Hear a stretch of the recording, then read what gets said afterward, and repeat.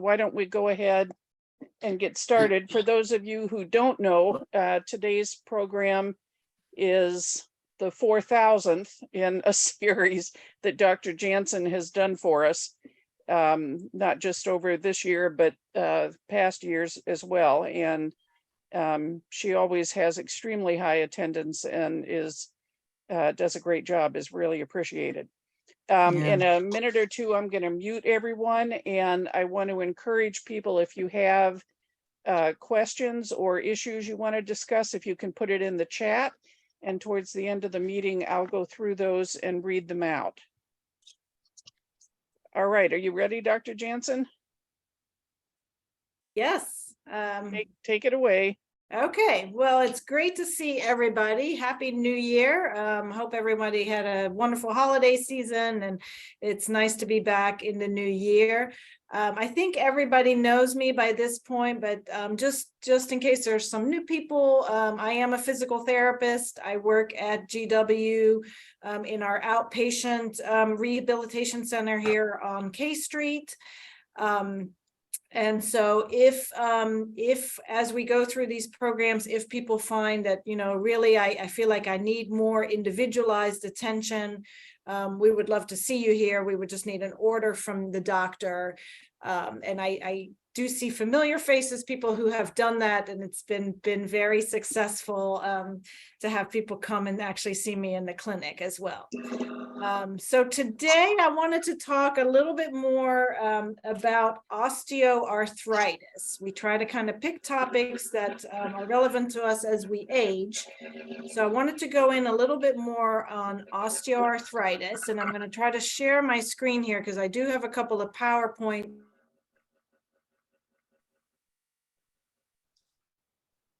Sorry, I think you. Yeah, you muted. All right. Yeah, don't mute me. Everybody can hear me, I hope.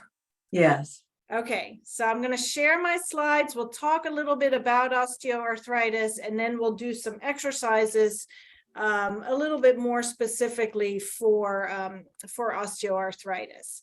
So let me see if I can share my screen here. All right, hopefully everyone can see that. And let me start the slideshow.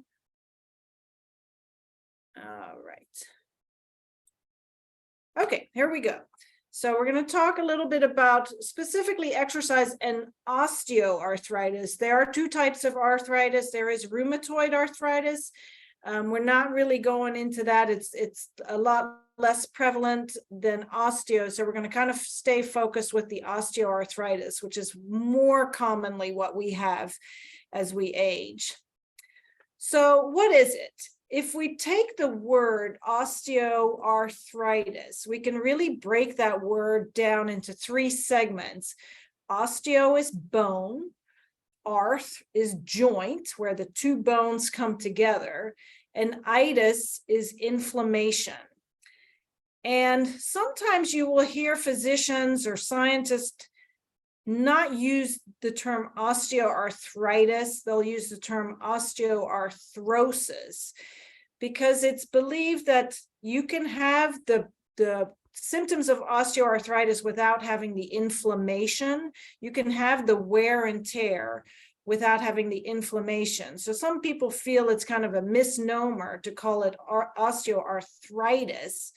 However, you can have inflammation, and it's what we commonly known it as. So for the sake of the discussion today, we're just going to stick with the term osteoarthritis, meaning inflammation of the bone at the joint. And so we got a nice little diagram here of a normal joint where you can see the bones here. You can see the purple lining, that's our cartilage. You see that there's a nice space between the bones. And then we have this fluid in here that's called synovial fluid. And we'll talk more about that as it relates to exercise. So don't forget that we're talking about the cartilage, the bones, but we're also talking about this synovial fluid that lives in each of our joints. And then what happens with osteoarthritis is at first this cartilage, this this purple layer starts to break down. And I'm going to flip to the next slide here a minute. So what is cartilage? So cartilage is the tough rubbery substance that sits on the end of the bone. It's softer than bones, and it's kind of a cushion that sits on the end of the bone within a joint, and it allows the bones to kind of move easily against each other. And then when that cartilage breaks down, the bone surfaces become pitted and rough. And this can cause pain and irritation in the surrounding tissues. And because cartilage doesn't have a blood supply, it can't fix itself once it's broken down. And then if it wears away completely, then you lose kind of that cushioning, that soft, flexible substance. You lose that cushioning. And therefore now all of a sudden the two ends of the bone are rubbing together, and you oftentimes hear people talking about bone on bone. And that is something that causes that significant pain. And so going back to this slide, you can see where we, in the early stages, it's just that cartilage is starting to break down. And then in later stages, we actually see that the bone starts to break down. And then you can have what are called osteophytes. Those are the bone spurs that can really be quite painful. You can also see as the bone breaks down, the body sometimes even throws down some extra bone. That's why, like, if we see it in our hands or sometimes in our knees, our joints look bigger. You notice those knuckles or those knees all of a sudden looking bigger than you remember them looking. And that's an indication that bone is starting to wear down. All right, so who gets this? So approximately 80% of older adults, so this is people 55 and older, will have evidence of osteoarthritis on an X-ray. And of those, about 60% experience symptoms. So this is a really key point and something to really keep in mind, that you can have an X-ray that looks pretty bad, but have very limited symptoms. So there's not always a perfect one-to-one correlation where, wow, your X-rays are terrible, therefore you must feel terrible. We don't really know why that is, but we do know that just having a bad X-ray does not mean that you should make your appointment for your knee replacement next week. Your symptoms can not be that severe.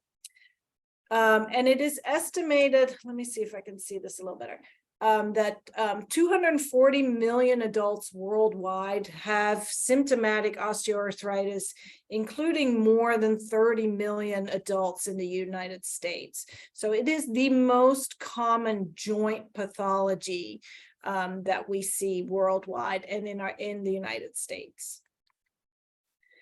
So what are some of the symptoms that you may have? Pain, definitely number one. Stiffness, and stiffness with osteoarthritis tends to be most notable after periods of inactivity, especially in the morning. So we know, we're not moving around much when we're sleeping. We wake up in the morning, we're like, oh boy, our backs, our hips, our knees. We feel that stiffness. Or after we've been sitting, long car ride, movie theater, you get up, you feel that initial joint stiffness. With osteoarthritis, that stiffness should improve as you get moving. So typically a diagnostic criteria is that stiffness gets better as we get going. About 30 minutes after we're up and moving, some of that stiffness should resolve. You may have tenderness right over the joint. Definitely a loss of flexibility where you're finding that you might not be able to move the joint through the full range. A grating sensation, we do hear this in people's knees and hips. And that usually when there's that much wear and tear that you're getting those grated sensations, that's usually linked with significant pain. Bone spurs is more of a symptom that's on an X-ray. Again, that would cause the pain. And then swelling, you can have swelling. It's not like rheumatoid arthritis where you would always have swelling, but you can get swelling in an osteoarthritic joint from inflammation.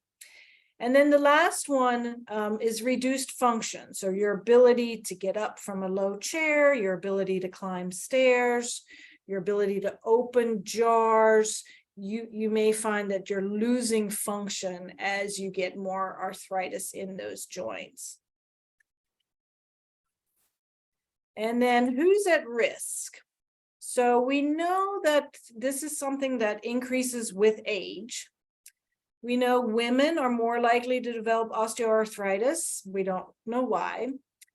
Having extra weight on our frame, unfortunately, puts us at an increased risk, especially for arthritis in our hips and knees. Joint injuries, and this, there's probably some of you in the group who fit this criteria. If you've ever had a sports injury when you were younger, or you had a really bad ankle sprain, or you broke something when you were younger, that injury may have healed up nicely and you thought, oh boy, I'm good to go. Where then years later, all of a sudden that's a trigger for arthritic changes to happen. And this is well documented, especially in ankles. Repeated stress on the joint. If you had a job or even a recreational activity where you were moving a joint repetitively over and over, that joint may be more likely to develop osteoarthritis. And then unfortunately, genetics. Sometimes, people are doing everything right and they're still riddled with it.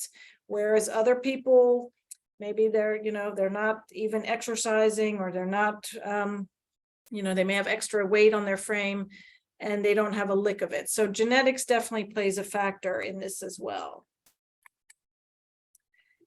And so what do we see on x-rays?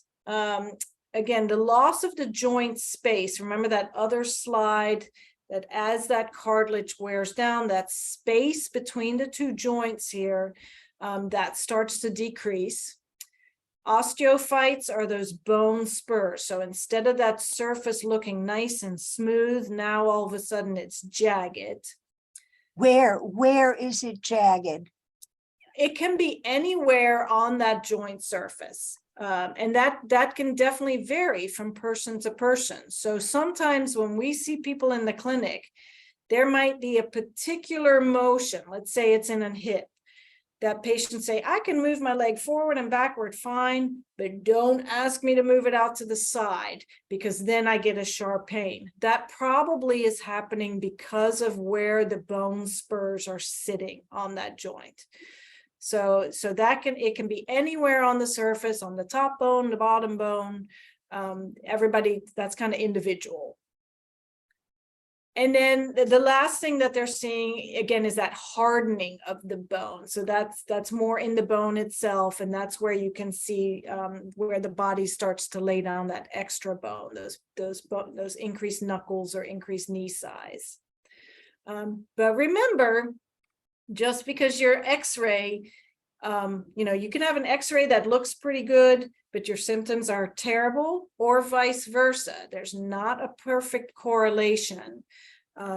So again, just because you have a really bad looking x-ray doesn't necessarily mean that everything is terrible. All right, so which joints are most commonly affected? So hips and knees. The sacroiliac joint is where our pelvis meets our spine, so kind of low back. Hands and fingers. Cervical spine is the neck, and lumbar spine is the low back. Those are kind of the most common places where we would see osteoarthritis. And then, treatment. What are some of the treatments that we have? Now, I'm going to just briefly touch on all of these, but again, I'm a physical therapist, so I'm going to stick mostly with what therapy interventions can do. So when we talk about lifestyle changes, the main one that is mentioned there is weight management, because we know that extra weight on our frame does put extra weight on the joints. And, you know, having been a PT for a long time, if you have arthritic joints and the doctor says, well, why don't you try losing some weight? We know that that's really hard because exercising hurts. So it's not an easy lifestyle change to try to get some of the weight off. But that is something that can help. Physical therapy, we're going to talk about that, then that's exercise. Occupational therapy would look more at adaptations, so different gadgets that may make things like opening jars easier, doing buttons. And we have fantastic occupational therapists here. So if people are having trouble with their hands to do some of those functional things, that they can definitely help with recommending some adaptive equipment. Orthotics just basically means bracing. So that can be anything from an insert in the shoe to a knee brace. There's some really nice thumb support braces. The thumb joint, the base of the thumb is another joint that's pretty commonly affected. So that's the occupational therapist would be able to recommend hand bracing or splints. And we could help with knee bracing or ankle or foot orthotics. Pain management, that would be the doctor that would recommend, you know, anything from topical rubs to actual pain medications, whether that's over the counter or prescription, but that's something to follow up with the doctor. Heat or ice can be another effective pain management strategy. I know I've had many patients over the years that are like, I wouldn't, you know, thank God for my heat pad. That really helps me be able to get the pain under control. And heat and ice can be, either one of them can be effective. That's, you know, a little bit of personal preference. Steroid injections, we know that steroids are a powerful anti-inflammatory. They can give people significant relief, like steroid injections in the knees. But do be mindful that long-term use of steroid injections will actually further break down cartilage. So you may be able to get a short-term fix from a steroid injection, but it's definitely not something that can be a long-term thing. Then the lubrication injections, those are relatively new. You may have heard of the hyaluronic acid injections. The research is a little bit mixed on those. Some people get great relief from those, others maybe not as much. And then last is joint replacement. And, you know, luckily the joint replacement surgeries are getting much better. They're much less invasive than they used to be. I would say in the last 10, 15 years, they've just made a lot of surgical advancements. Where people people are even getting hip and knee replacements on an outpatient basis now, where some people don't even have to stay in a hospital. I'm not saying I recommend that, but the surgeries are better, they're less invasive. And for some people, you know, that can be really a life-changing surgery where people really have a new lease on life with a new joint. When we talk about the exercises today and the benefit of exercise to help prevent the progression of the osteoarthritis, to help prevent possibly needing a joint replacement, do keep in mind that if you exercise regularly and you still reach a point where it's like, you know, I think I'm going to need to have that surgery, your rehab after surgery will be easier and faster having done exercises before. I have probably treated over 1,000 joint replacements in my career, and definitely the patients that were exercising before and were regular exercisers rehab much quicker after surgery. So, if you end up having to go that route, having done exercises before will still benefit you. So that gets us a little closer to exercise. And we're really talking about four benefits of exercise. Number one being lubrication of that joint. You may have heard therapists love this little phrase, motion is lotion. Where as we get those joints moving, remember I talked about on that one slide, I said there's that fluid, that synovial fluid is in the joint. As we get that joint moving, that fluid provides nutrition to the cartilage. So the more motion we have, the healthier that cartilage will be. And I heard this great analogy recently, and I know some of you that are seeing me in the clinic have heard me talk about this. Think about that synovial fluid in your joint like it's honey. And if you have a jar of honey in your cabinet and you haven't used it for a year, you know what happens to it. It gets hard, it crystallizes, it just sits there like a block. And that's kind of a good analogy for synovial fluid in a joint that we're not moving. That fluid hardens. And then what do we do with honey if we're like, oh, this thing is starting to harden?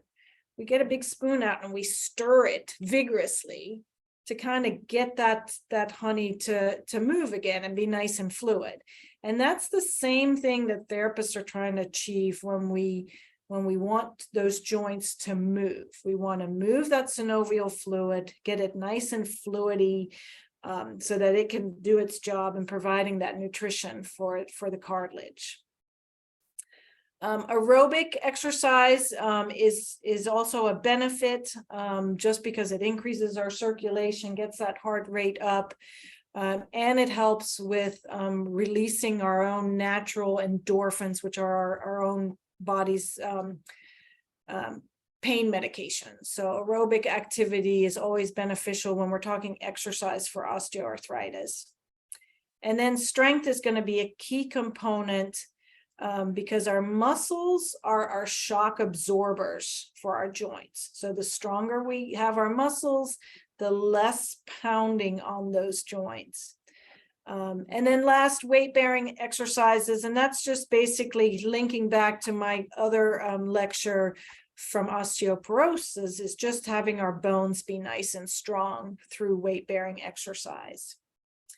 So what we're going to do today is we're going to kind of go through a series of exercises that are going to look somewhat similar to the ones that we've done before, but a little bit more focused specifically on how they benefit for osteoarthritis. So let me stop sharing my screen. Okay, good. And so let's go through the exercises. I will try to leave a little time at the end for questions, but do be mindful that as we answer questions, I'm a physical therapist, so I can answer questions related to exercise, things like supplements, diets. I may not be the best one to answer those kind of questions. All right, so everybody ready?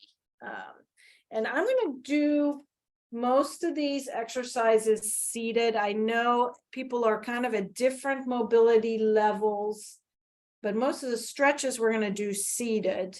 And then when we get to the strengthening, we'll kind of mix it up, standing and sitting. All right. So let me just get my... All right, so here we go. We're going to start our first exercise sitting, and we're gonna just kind of loosen up our neck, because remember the neck, the cervical spine is an area where we can get arthritis. So I want everyone to sit up with nice tall posture, try to get your back as straight as you can. And we're just gonna turn our head side to side. And you want to go as far as you can comfortably go.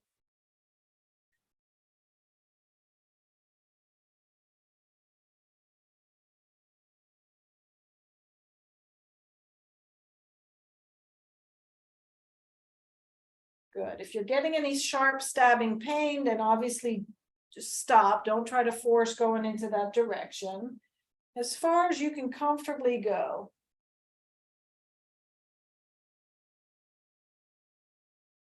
Good. And now let's try to go forward and up. Kind of like we're nodding.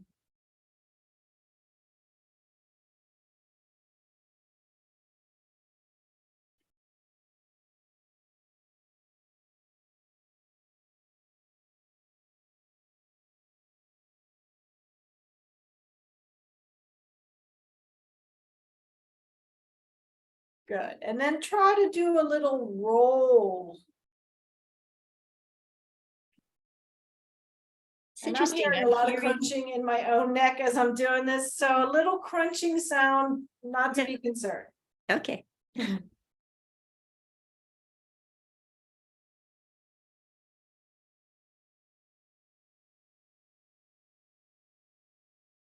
you can switch directions.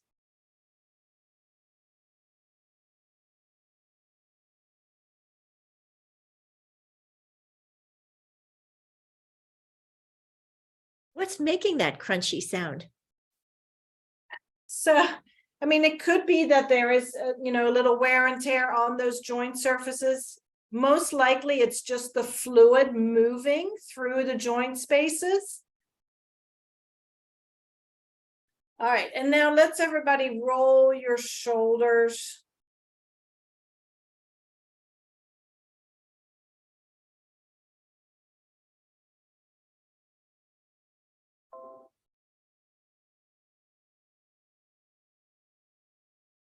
And roll them the other way.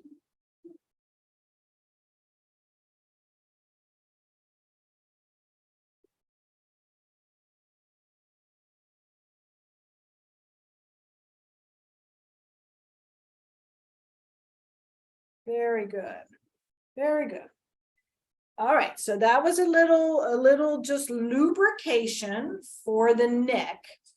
Now we're going to do two that are more focused for the lumbar spine. The first one is we're going to just turn our bodies. Like you're trying to look behind you.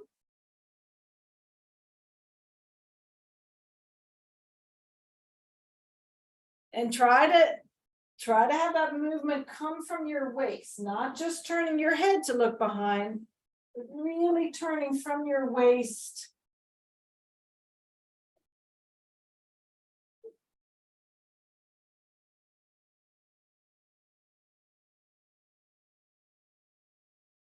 And I have so many patients that have back pain that when we add a regular exercise that involves rotation, so just this sort of twist, people really find like, wow, just doing that daily, getting that spine moving, getting that synovial fluid moving, back feels better. And you may find when you first start doing this that you're not able to move that far.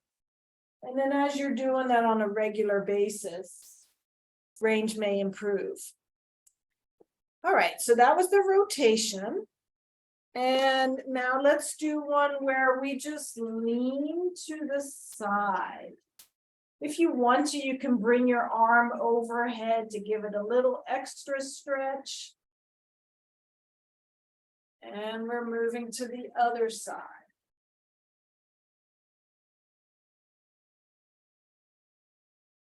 Now, again, these are lubrication exercises we're not doing muscle stretching. Because when we stretch a muscle, we want to make sure that we hold a stretch for at least 30 seconds. That's not what these are. These are just getting things moving. And these are great to do early in the morning when everything is feeling a little bit stiff.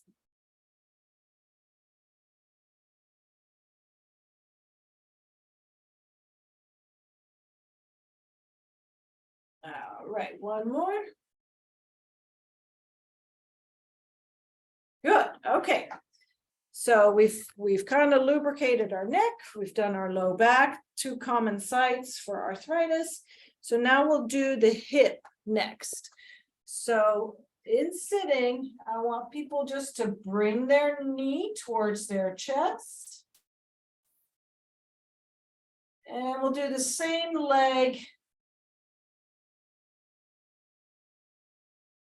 This is a great one too, if you're still in bed in the morning and you want to kind of loosen your hips up, just bringing that knee towards your chest 10 times.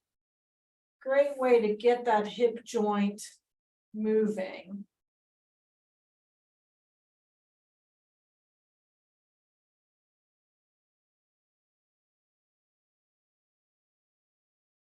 Good, let's switch to the other leg.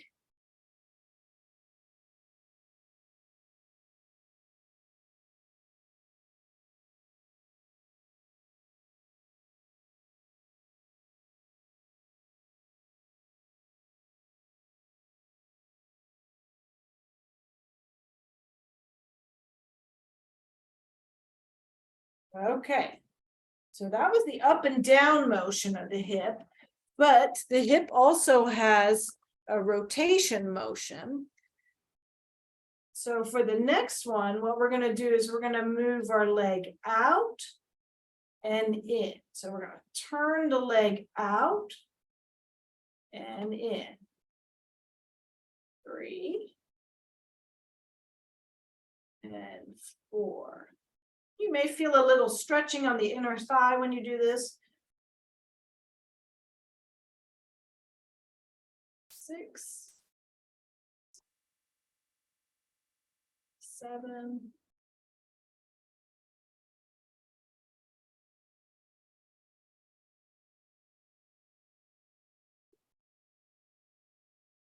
Now I have a little arthritis in that hip. So let's switch to the other side. So I feel, I feel a little discomfort when I do that. So as you're doing these lubrication exercises, you may feel the joint. A little pain, that's okay. The benefits of getting that joint moving, outweigh having a little discomfort. If you're feeling like someone's sticking a knife in that joint, then absolutely don't do that. But having a little creakiness, a little discomfort, you're still getting that fluid moving. Can you do this movement standing? Yes, you can do these movements standing. So standing, it would look more like an in and an out, like that. I don't know if people could see that, or out and an in. So if you were somewhere, waiting for the bus or something like that, you can certainly do kind of those lubrication type motions in standing. A lot of times people do these in the bed too. So if you're lying in the bed with your knees bent up, just letting one knee fall out to the side 10 times, letting the other knee fall out to the side 10 times to get that hip joint moving. All right, so we did 2 on the hip. Now we're going to do 2 on the knee. And the first one in sitting is just a heel slide. We're just sliding our heel underneath us. 2. And so you could do this standing, just bending and straightening your knee. You could do this lying down, just sliding your leg up and down the bed.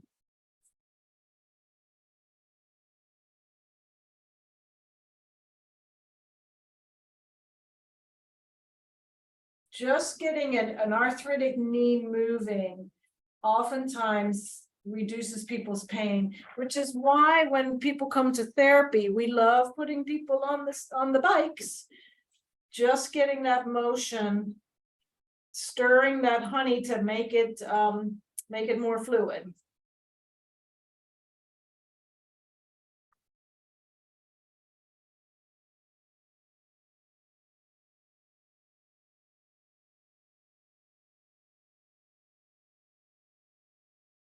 And again, you want to go as far as you feel like you have pain-free range.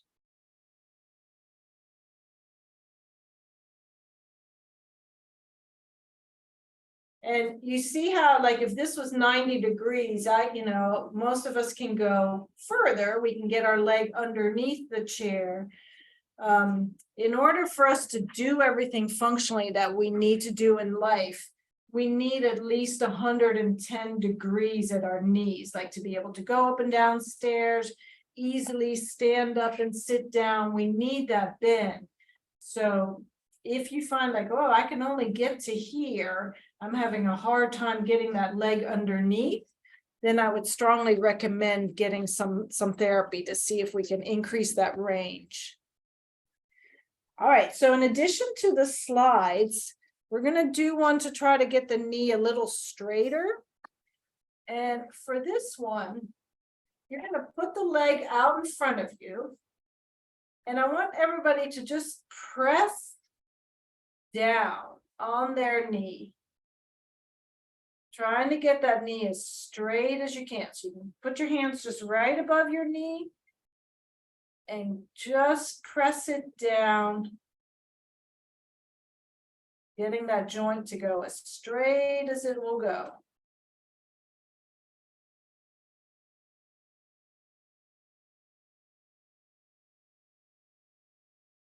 Good. Let me switch to the other side.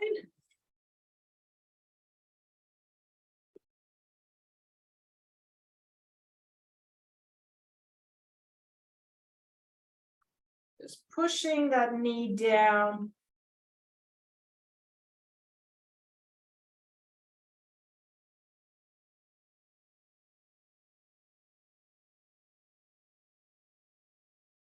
Okay. All right. And now I want to finish up the lubrication exercises with 2 ankle ones.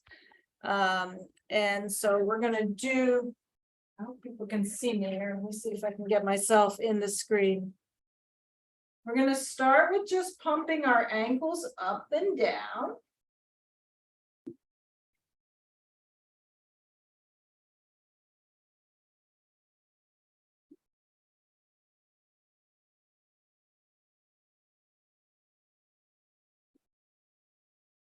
Very good. And then let's do our ankle circles. And I know some of you guys recognize this one because we do this one for the balance class too.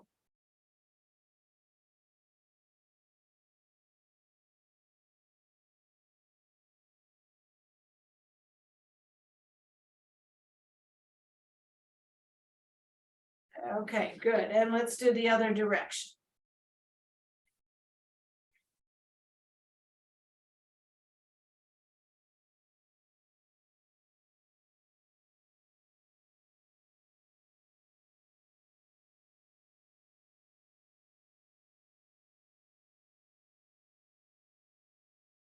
Okay, perfect. Good. So that was a nice kind of total body, little mini lubrication workout. And I actually feel better having just done that at each joint. I'm looking at my list. I was going to do a little aerobic thing where I was going to have everybody move in place for about 2 or 3 minutes, but just based on time, we're going to skip that. We're going to go into the strengthening part because I want to make sure we have a little time at the end for questions. All right, so we did the motion as lotion. We got all the joints moving. Now we want to get the muscles stronger to help protect the joint. And if some of you have already had a joint replacement,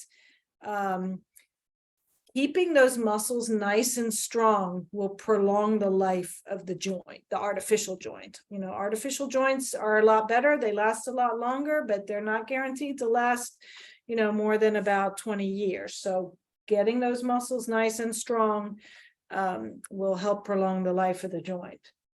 So we're going to start with my favorite strengthening exercise. We do it in every class I do. And that's our sit to stand. So everybody up and down. We're going to do 10 of these. 2, and slowly sit. And 3. And 4. And 5. And 6. 7, 8, 9, and 10. Good. Such a great weight-bearing exercise, strengthens the hips and the knees. You're getting like 4 for the price of 1. You're getting motion at the knees, so that's good for osteoarthritis. You're getting the strengthening the hips and the knees. It's a weight-bearing exercise, so you're building bone, and you're strengthening the muscles that are primary muscles used for balance. So this is why you see this one always in all the classes. Just do this one every day. And you're just killing a lot of birds with one stone. All right, the next one that I want to do, let's see. Let's do the knee extension one. So this one, we'll do this sitting. If you have bands or ankle weights, you can certainly use resistance on this, but we're just straightening our leg all the way out, nice and slow, and back down. And you want to emphasize, you don't want to just go, oh, look, I'm doing it. You want to try to go as straight as it'll go, hold it there, and then down. Bring that knee up as straight as you can, hold it. Good. You really feel that thigh muscle working.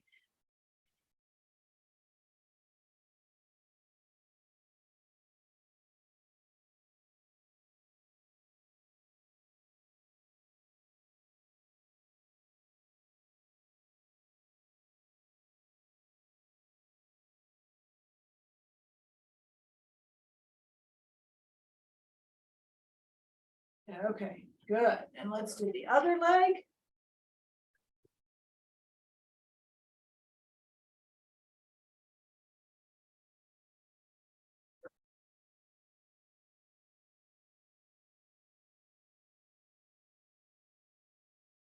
I see there's some questions coming up. Hopefully we can address those at the end.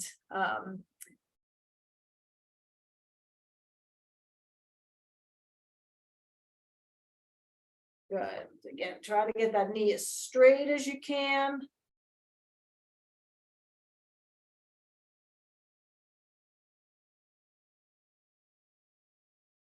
And if you don't have weights at home and you're like, I really want to work this muscle nice and hard, just holding it up there longer, slowing that exercise down will make that muscle have to work harder.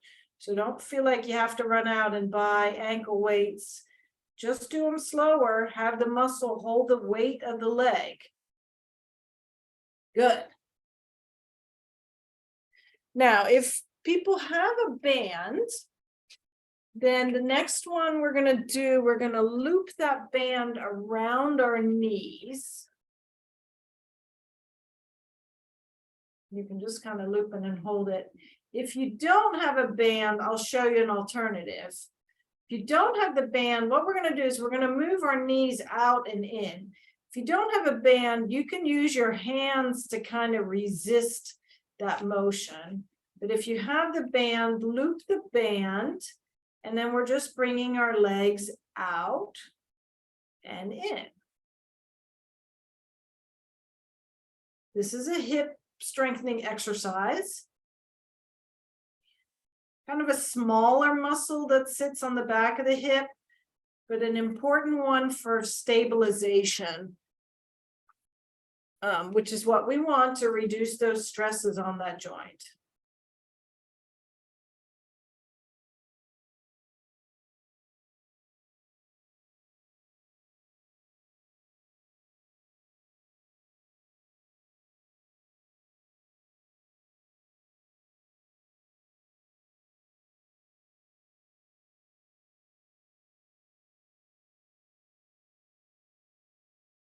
Okay, let's do 5 more of those.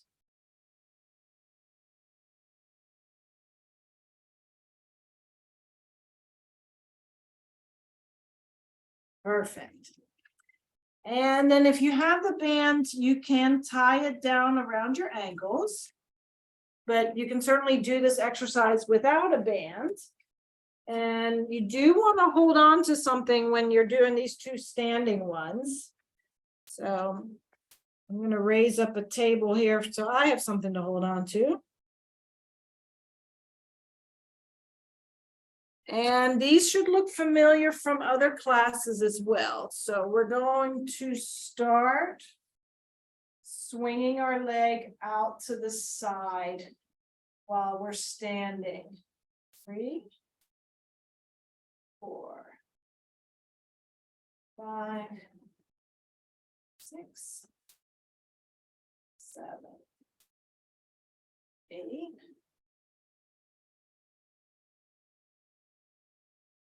Good. Let's do 10 with the other side. 1,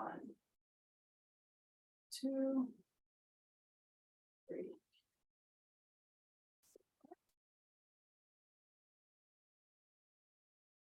6, 7, 8. This particular muscle is the main stabilizer for the hip joint. If you've been told you need a hip replacement, definitely do this exercise before your surgery. It just makes the rehab easier, makes you be able to get off a walker quicker afterwards if you have some good strength in these muscles.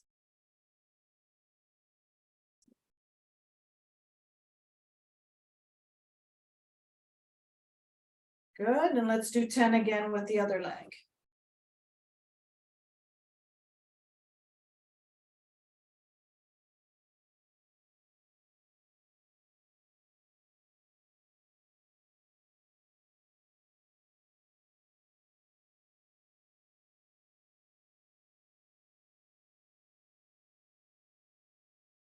All right, and then while we have the band, and again, you can do these without a band, we're going to do a slight variation where instead of swinging to the side, you're going to swing that leg to the back.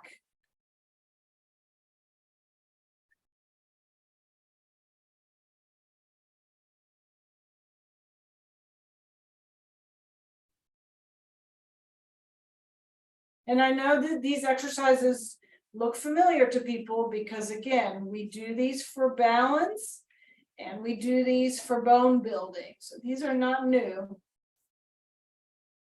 And the other leg.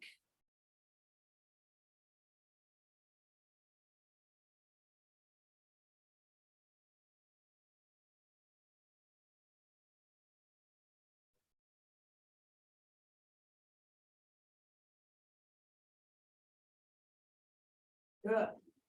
Okay. So let's take our bands off And it's safest to sit down to take our bands off. And then I want to show you one more exercise before we take some questions. This last one, I'm going to show you 2 ways to do it. The more of the beginner way is just a little mini squat like that. If you're like, that's so easy, I would like to be challenged.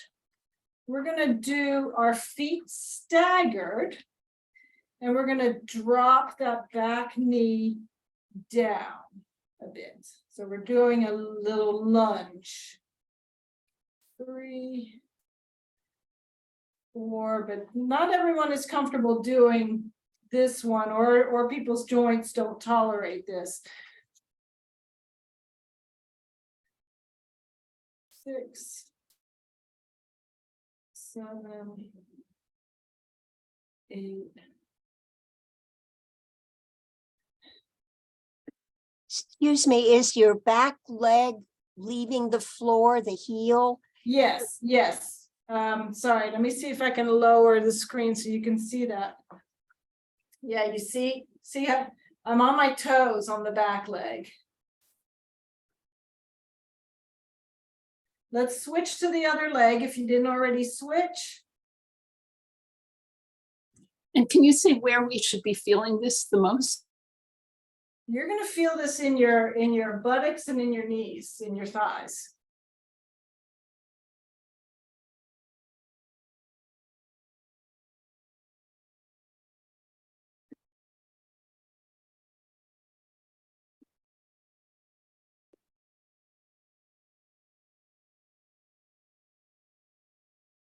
Dr. Janson, could I jump in and just let you know we've got quite a few questions here? Yes, yes. Yes, let's leave time for questions. You talked about it not being good to do long-term steroid shots, but the question is, what constitutes long-term? So check with your doctor on that. But I would be concerned anyone doing more than 3 or 4 in a joint, in their lifetime. But double check with your doctor who's doing the steroid shots, see what their thoughts are. But know that, ultimately, that's probably going to lead towards needing a joint replacement. Thanks. What is your opinion about Epsom baths? I assume it means Epsom salt baths. Yeah, so those, there are lots of different sort of homeopathic things that I don't really have a strong opinion on, but you certainly fine to try it and see if that makes your joints feel better. The heat from the bath alone may be quite therapeutic. Whether the salts add anything, I'm not sure. But that's something, again, as a physical therapist, I don't really have a strong opinion or thought on that. I would say, try it, but don't say I'll just do that and not do my exercises in addition to it. What's the purpose of the tape that physical therapists put on joints? You mean the kinesio tape? I can only read the question. Yeah. So when we're taping joints, we do that for different reasons. And typically we would not tape an arthritic joint if that's the only issue that we were seeing. Sometimes if we're taping a knee, it may be because we see the kneecap not moving quite the way we want it to. So we could maybe put tape on. If people have an unstable joint from another type of injury, like a ligamentous injury, we may tape those joints. But typically taping for osteoarthritis by itself, not something that we would routinely do. In terms of lubrication injections, how long do they last? And are you required to wait a certain amount of time after a lubrication injection say if you want to do a hip replacement surgery? I don't know the specifics about those new injections as far as how long they last. That would definitely, if you've had one and you're thinking about, well, maybe I need to have a hip replacement, that would be a good discussion to have with the orthopedic surgeon to say, is there a time between having had one of these injections and when my surgery can be scheduled? You would definitely want to discuss that with the surgeon. You know, again, the hyaluronic acid injections, some people are finding great relief. Others found that it didn't help them at all. And the research is a little bit mixed on that. Does insurance cover the hyaluronic? I don't know. I mean, some other members in the group may be able to answer that. I don't know if they do. I want to say they don't, but I'm not sure about that. The next question I can answer, and that is that this thing has been taped and it will be available on Foggy Bottom West End Village's YouTube. The specific information about that will be sent out in a follow-up email that you'll get. Dr. Janson, what does a muscle spasm tell us if you get one while you're exercising? Yeah, that's a good question. So sometimes a muscle will spasm in response to it being stretched. So if, like, for example, when we were sitting doing that exercise where we kicked our leg up, then the hamstring, the muscle on the back of the leg, would get stretched. And sometimes a quick stretch like that can make a muscle spasm. So for, to try to minimize that when you're doing an exercise like something like that, don't go super hard on your first 2 or 3 repetitions. Just kind of let that hamstring in the back get used to that motion. And then if you're not having any trouble, then you can try to do that with a little bit more intensity.